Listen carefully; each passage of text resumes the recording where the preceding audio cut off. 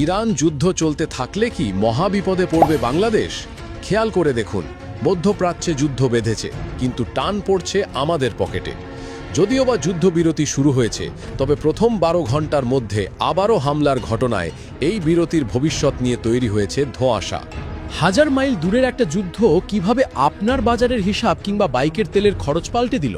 মানচিত্রে তাকালে মনে হবে ইরান, নেতানিয়াহুর দেশ ও যুক্তরাষ্ট্রের এই ত্রিমুখী সংঘাত তো আমাদের সীমানার ধারে কাছেও নেই। তাহলে কেন এই যুদ্ধের আঁচ এসে আমাদের গায়ে লাগছে? কেন অর্থনীতিবিদরা বলছেন এই যুদ্ধ বিশ্বজুড়ে যে একটা অর্থনৈতিক সুনামির সংকেত দিচ্ছে, অন্যান্য কিছু দেশের মতোই তার সরাসরি ভুক্তভোগী হতে যাচ্ছে বাংলাদেশও?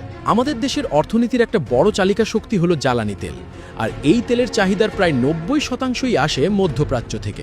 আন্তর্জাতিক বাজারে অপরিশোধিত তেলের দাম এরই মধ্যে ব্যারেল প্রতি $100 কাঁটা পার করার হুমকি দিচ্ছে। এখন প্রশ্ন হলো, তেলের দাম বাড়লে আমাদের কি?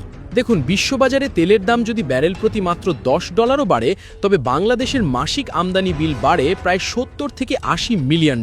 এই যে বিশাল অঙ্কের একটা বাড়তি টাকা আমাদের দেশ থেকে বেরিয়ে যাবে, এর সরাসরি প্রভাব গিয়ে পড়বে দেশের ভেতরের ডিজেল আর অকটেনের দামের ওপর।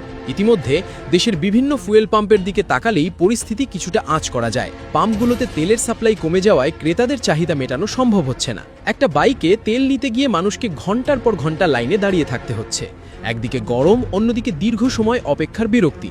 সব মিলিয়ে পাম্পের কর্মচারী থেকে শুরু করে সাধারণ গ্রাহক সবার নাভিশ্বাস ওঠার জোগাড়। কিন্তু এই তেলের সংকট কেবল বাইক বা গাড়ির ট্যাঙ্কের ভেতরেই আটকে নেই, এর শেকড় আরও অনেক গভীরে। জ্বালানি তেলের দাম বাড়ার মানে হলো পরিবহন খরচ বেড়ে যাওয়া। ট্রাক বা কাভার্ড ভ্যানের ভাড়া যখন বেড়ে যায়, তখন তার প্রভাব গিয়ে পড়ে একদম রান্নাঘর পর্যন্ত।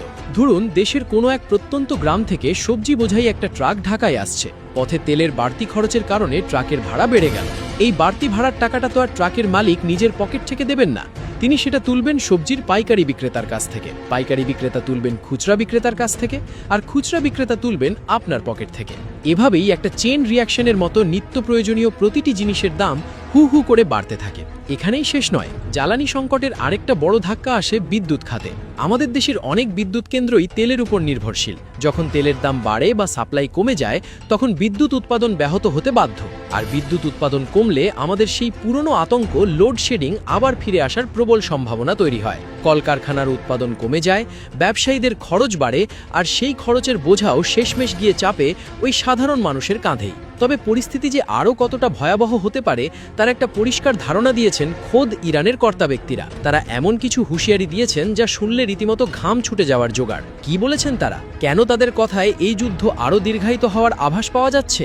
ইরানের পররাষ্ট্রমন্ত্রী আব্বাস আরাকচি জানিয়েছেন, এই যুদ্ধের মাশুল কেবল তাদেরকেই দিতে হবে না, বরং ধর্ম, বর্ণ নির্বিশেষে এর প্রভাব পড়বে সবার ওপর। তার মতে, এই সংঘাত শুধু সামরিক খাতেই সীমাবদ্ধ থাকবে না, মানবিক ও অর্থনৈতিক ক্ষেত্রেও এর এক বিরাট নেতিবাচক প্রভাব পড়বে।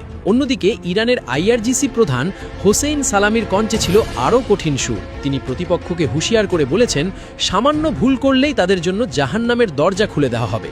এই জাহান্নামের দরজা খোলার মানে হলো যুদ্ধটা এত দ্রুত থামবে না, আর যুদ্ধ যত দীর্ঘ হবে, সারা বিশ্বের সাথে সাথে বাংলাদেশের মতো উন্নয়নশীল দেশের অর্থনীতির ওপর চাপ তত বাড়বে। কিন্তু আমাদের অর্থনীতির জন্য তেলের চেয়েও বড় একটা চিন্তার কারণ আছে, সেটা হলো রেমিটান্স।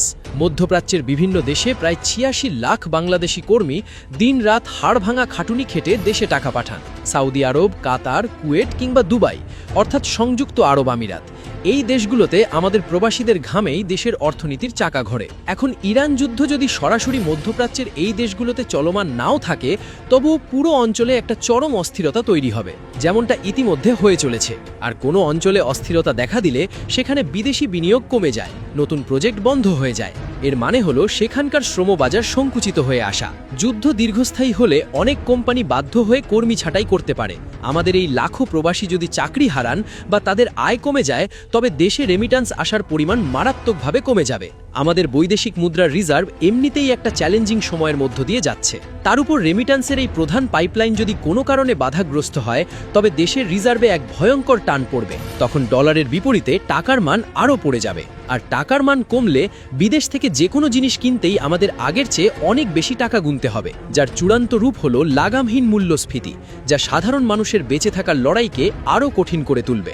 রেমিট্যান্সের পাশাপাশি আমাদের রপ্তানি আয়ের আরেকটা বড় অংশ ইতিমধ্যে এই যুদ্ধের কারণে মুখ থুবড়ে পড়তে শুরু করেছে। অনেকেই হয়তো জানেন না, মধ্যপ্রাচ্যের দেশগুলোতে আমাদের দেশ থেকে প্রচুর পরিমাণে কাঁচামাল আর টাটকা শাকসবজি রপ্তানি হয়, কিন্তু যুদ্ধের ডামাডোলে আকাশপথে তৈরি হয়েছে এক প্রকার সংকট। দুবাই ও কাতার ভিত্তিক অনেক এয়ারলাইন্স তাদের ফ্লাইটের সংখ্যা কমিয়ে দিয়েছে।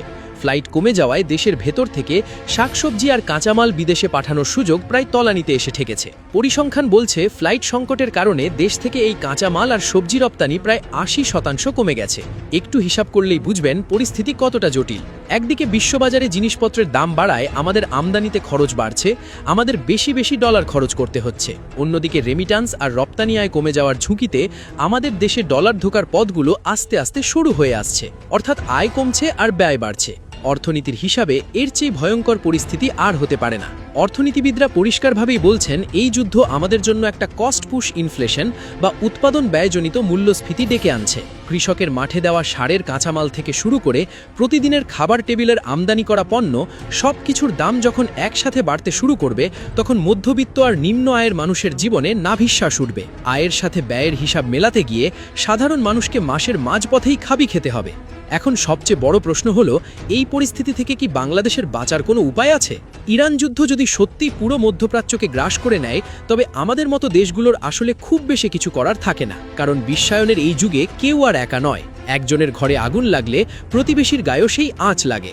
এখন দেখার বিষয়, আমাদের নীতি নির্ধারকরা এই আসন্ন সংকট মোকাবিলায় কতটা প্রস্তুত। বিকল্প বাজার খোঁজা, প্রবাসী আয়ের নতুন পথ তৈরি করা কিংবা দেশের ভেতরের উৎপাদন বাড়ানো, এসব বিষয়ে দ্রুত পদক্ষেপ না নিলে আগামীতে এই যুদ্ধের মাসুল হয়তো বাংলাদেশকে কড়াভাবেই গুনতে হবে।